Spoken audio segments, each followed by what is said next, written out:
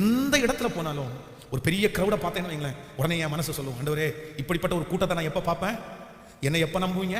ஒரு பெரிய பில்டிங்கை பார்க்கும்போது, ஆண்டவரே உமக்காக இப்படிப்பட்ட ஒரு பில்டிங்கை நான் எப்போ கட்டுவேன், என்னை எப்போ நம்புவீங்க? என் கண்ணுக்கு முன்னாடி ஊழியர்கள் வந்து ரொம்ப அழகாக பாடி ரொம்ப அழகாக வர்ஷிப் பண்ணும்போது, இந்த மாதிரி ஒரு நாள் நான் பாட முடியுமா ஆண்டவரே? என்ன அப்படி வைப்பீங்களா? ஒருவேளை இந்த டிவியில் இல்லை மொபைலில் ஏதாவது சர்ச்சை குறித்து பார்த்தோன்னா பிரமாண்டமான திருச்சபையை அப்படியே காமிக்கும் போது, ஆண்டவரே இந்த மாதிரி ஒரு கேமரா சர்ச்சை வாங்கலாமா, இந்த மாதிரி ஒரு செட்டப் வாங்கலாமா? கர்த்தருக்கு முன்னாடி சொல்கிறேன், என் கூட என்ன கூட வர்ற பாஸ்டர் மாட்ட கேட்டு பாருங்க, எங்கே போனாலுமே வந்து அவங்கெல்லாம் ரொம்ப எல்லாருமே என்ஜாய் பண்ணிட்டே இருப்பாங்க. நம்ம என்ன சொல்லுவோம், சோறு நல்லா இருக்கணும். அப்படி நான் கல்யாண வீட்டுக்கு போனால் நீங்கள் என்ன சொல்லுவீங்க தெரியுமா?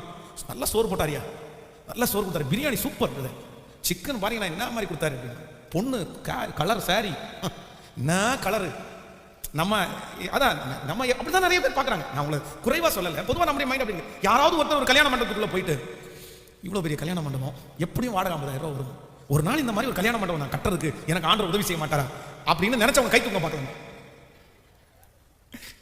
ஆனால் சோறு நல்லா இருக்குன்னு சொன்னீங்களா இல்லையா?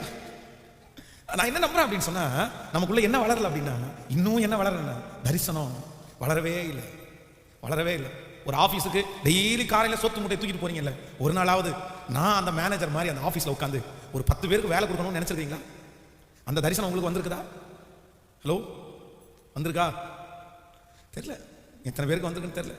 இந்த வருஷம் ஒரு 2,500 ரூபா வீட்டுக்கு வாடகை போயிட்டோம், ஒரு ரூமும் ஒரு கிச்சன் இருக்குது.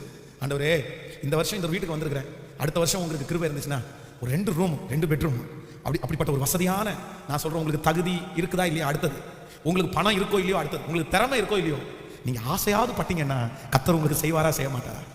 நான் நம்புறேங்க, என் தேவன் அநீதி உள்ளவர் அல்ல, நீதி உள்ளவர். கண்டிப்பா கர்த்தர் செய்வார்.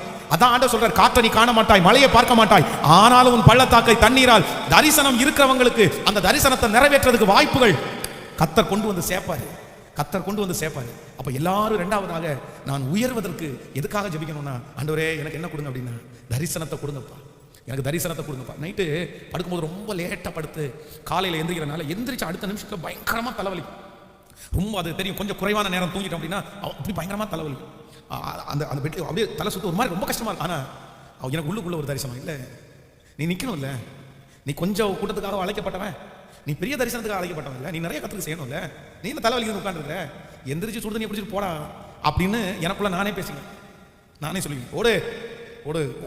அது முடியாத பட்சத்தில் கூட எனக்குள்ளேயே இல்லை இல்லை நீ படுத்து கிடந்தா அப்புறம் தூங்கிட்டே இருக்க வேண்டியதான் அப்படின்னு நானே என்னை தட்டி தட்டி தட்டி தட்டி.